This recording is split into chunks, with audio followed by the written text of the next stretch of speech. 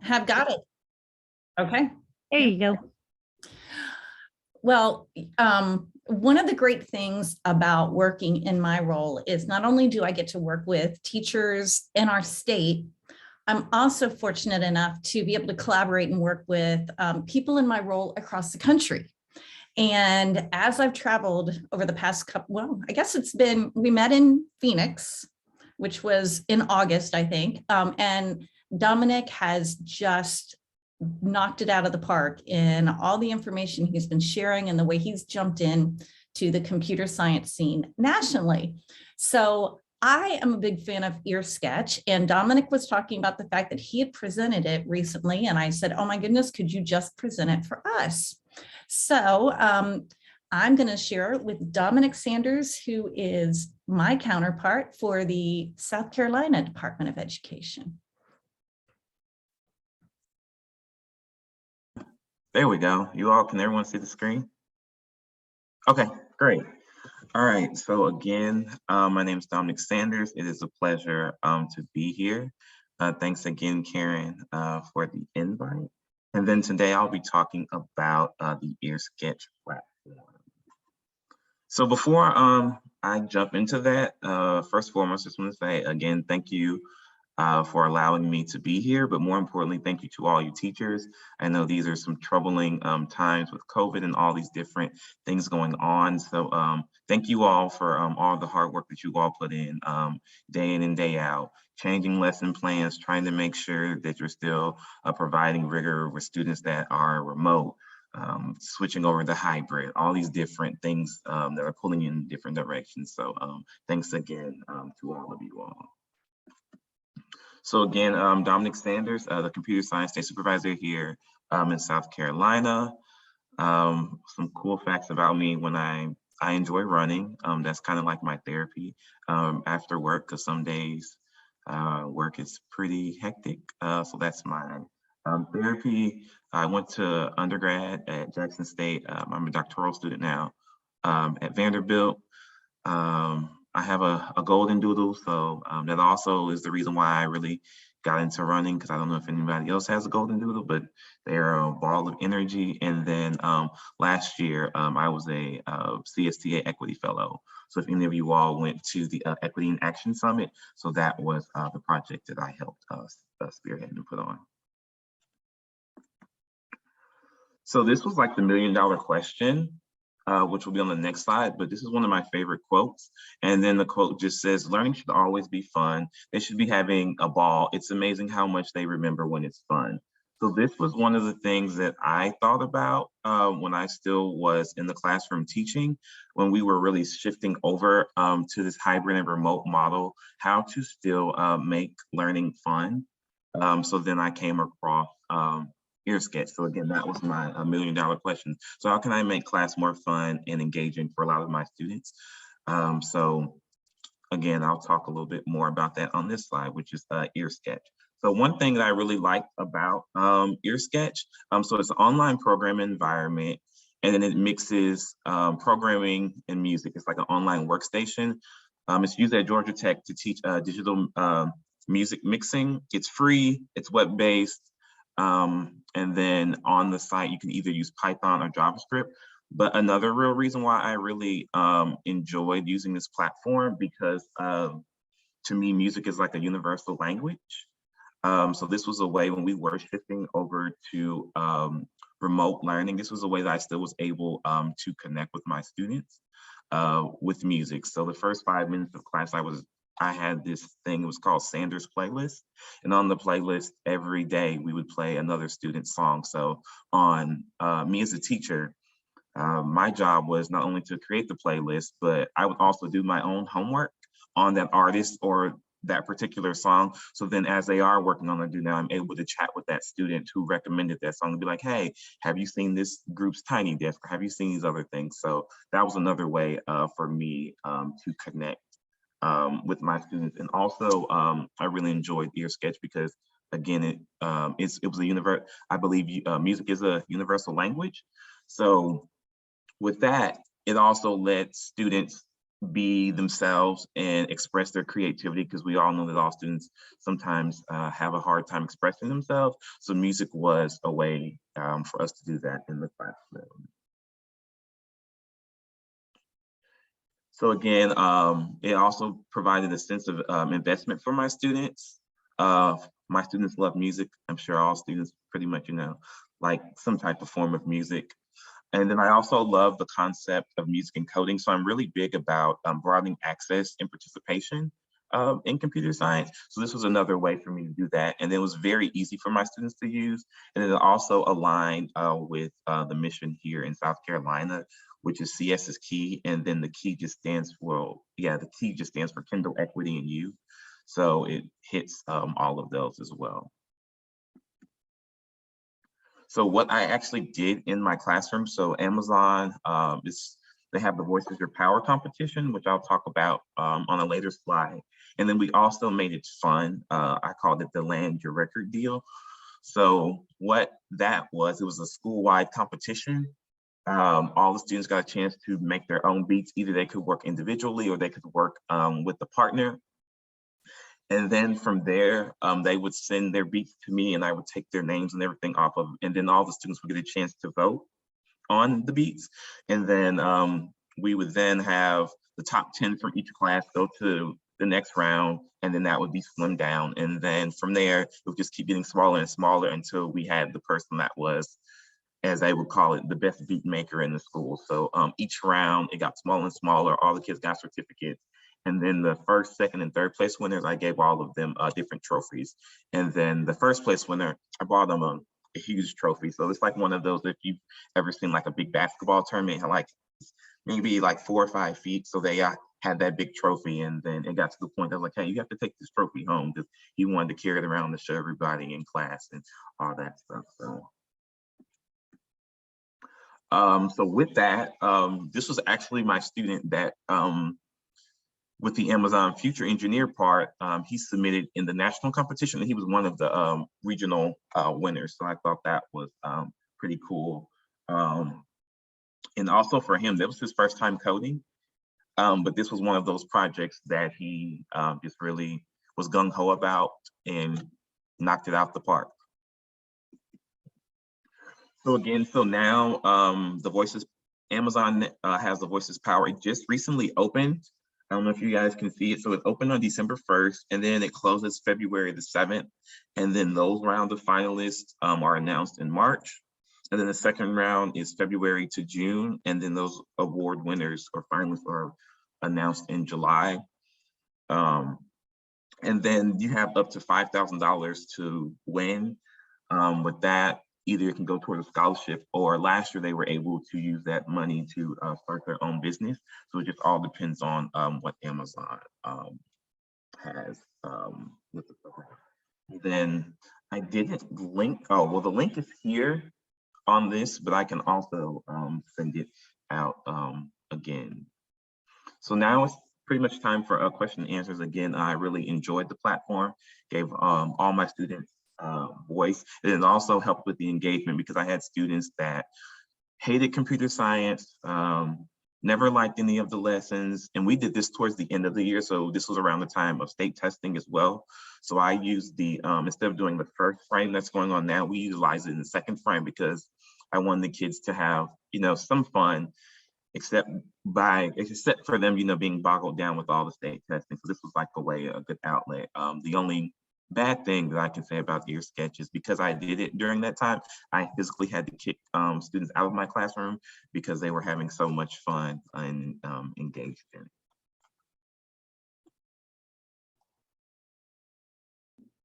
Dominic, can you tell more about, like, is it a free platform, or like if I wanted to start this with my students, like how would I even get started? Yeah, it's completely free. So all it is you just go onto the EarSketch website and create an account, and then you're all set to go. So they have different lessons on there, and then you can also go to the Amazon Future Engineer site, and Amazon has lessons as well. Me personally, I prefer the Amazon lessons, because they really did a good job of thinking about the teacher. So on the Amazon site, the lesson, they give you everything from start to end. So if you guys are familiar with the code.org lesson, it's very similar to that. So they have all the handouts, all the answers, PowerPoints created, it has exit ticket, it has the do now, it has addressing misconceptions, everything is a package deal. So you can literally pick it up tonight, look over it, and then if you really wanted to tomorrow implement the first lesson, you could actually do that. You know, I had a question. What age group? So I know you said JavaScript and Python, but what age group do you recommend? Could middle schoolers do it, or are you thinking mostly high school only? Yeah, no, I think it's very adaptable to either. Because it's very easy to use, and then the way they have the lessons broken down, it's easy for students to pick up the concepts. The only thing about it is it's script-based instead of the block-based, because I know here in South Carolina, we're more on the block-based coding for middle school, but it's still very easy for students to pick up on. And the lessons are really easy to understand. So if you really wanted to utilize it in middle school, I'm certain those kids could pick it up as well. Well, I put the links to both the Amazon Future Engineer program and EarSketch into the chat box. And, you know, we're always finding ways or trying to find ways to get students interested in coding. And like Dominic was saying, music is so integral to our students' lives. And I think that it's really awesome that this is a way to get them hooked and interested in coding. Yeah, like I said, I really enjoyed it. I also submitted the beat in the school competition. Of course, I didn't put my name on it. The kids didn't vote for mine. It was kind of easy to tell it was mine, but yeah, but it was a really good time for me as well as the students, because again, it gave them like their own sense of empowerment. And I really enjoyed it because on the back end, I was still getting what I needed from the students. So the students were learning about for loops. They were learning about while statements. They were learning about their if-then statements. And some of these things I have been trying to get the students to learn the whole year. And then I get to the end of the year, we're doing this. Oh yeah, Mr. Sanders, I create my for loop because, you know, I want this cadence to run about 6 more times. I'm like, whoa, okay, hey, this is how you're gonna learn. Hey, more power to you, buddy. Is there a way, or do you have time or access? Like, could we see what either a kid's project looks like, or like what it looks like when you're in and have an account? Yeah, let me see if I can pull up. I see if I can pull his up. Maybe not. Actually, I can just go to it. It's not typing. Hold on. Let's see. Uh-oh, hit the wrong Isn't it button. always encouraging when other people have technology issues? Because sometimes Yeah. we think it's just us and, you know, we try and blame it on our computer, but, you know. I can never find things when I'm presenting in Zoom. I'm like, where is that? Like, I couldn't find the record button. I told you, like, when I was in a meeting with NASA astronauts and engineers, and they couldn't get it to work. So then I didn't feel so bad. So on my screen, so this is the sample what it looks like. So this is like the first page. So you get a chance to pick your language. So either you can pick Python or JavaScript. And then it'll like walk you through like I shouldn't have clicked that, but it'll walk you through like a whole tutorial. And then like even on the side, they also have like the curriculum here. So like if you want to go to,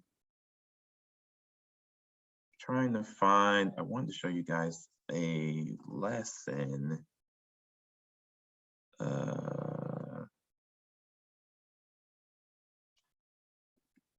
If it'll click.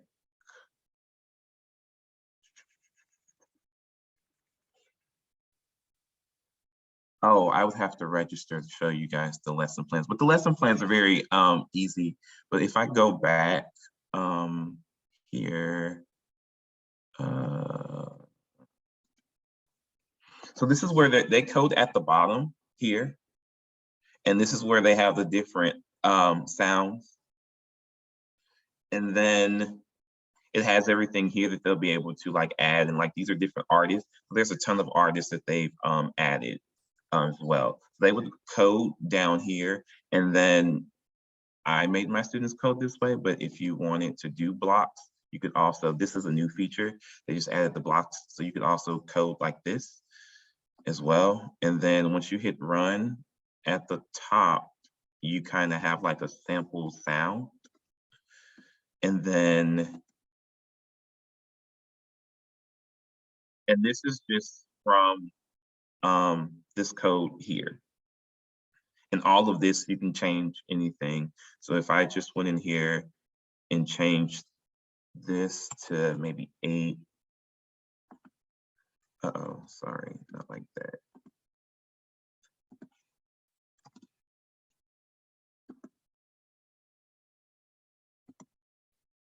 And all it's doing is just adding it, making it a little bit longer.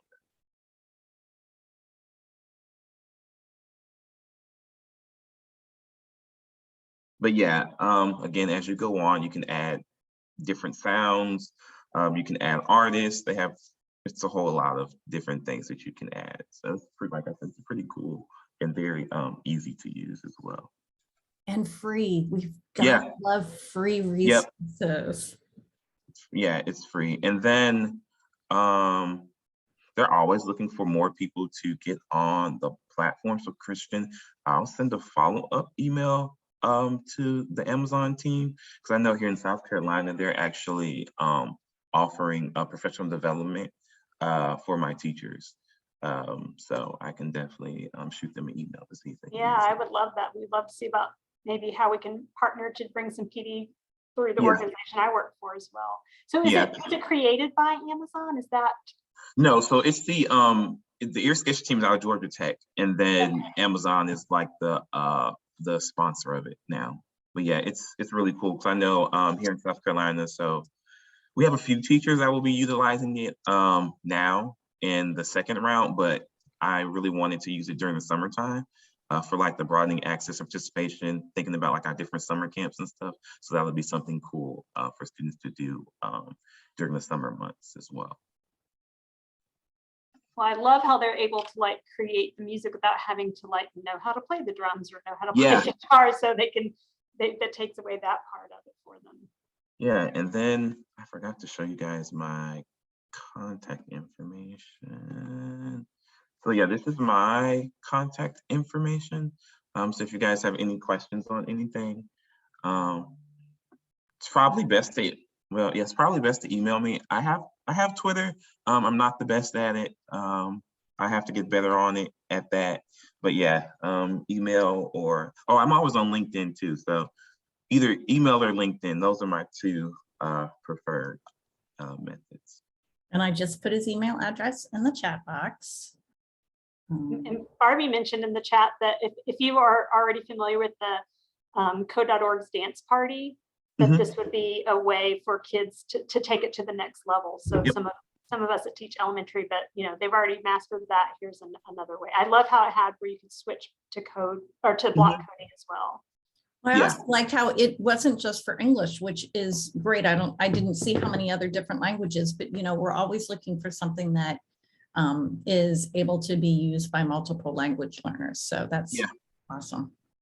Like I said, if you guys started, you'll really have a good time with it. Like I said, I know I had a good time creating the beats, and also I know my students had a great time with it as well. Are there any other questions from participants that are here?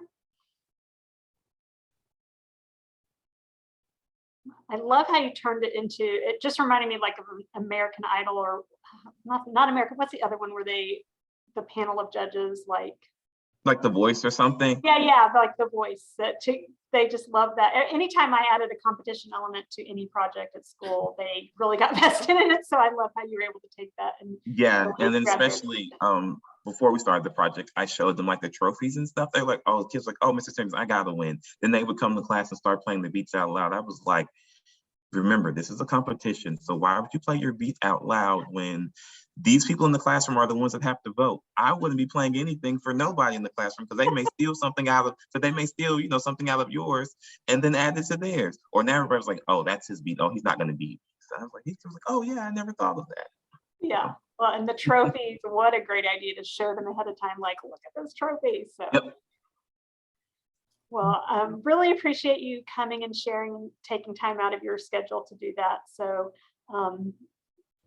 if anybody has any other questions, you can put them in the chat, or Dominic added his contact information, and maybe we'll be able to provide some PD with Amazon later on this year.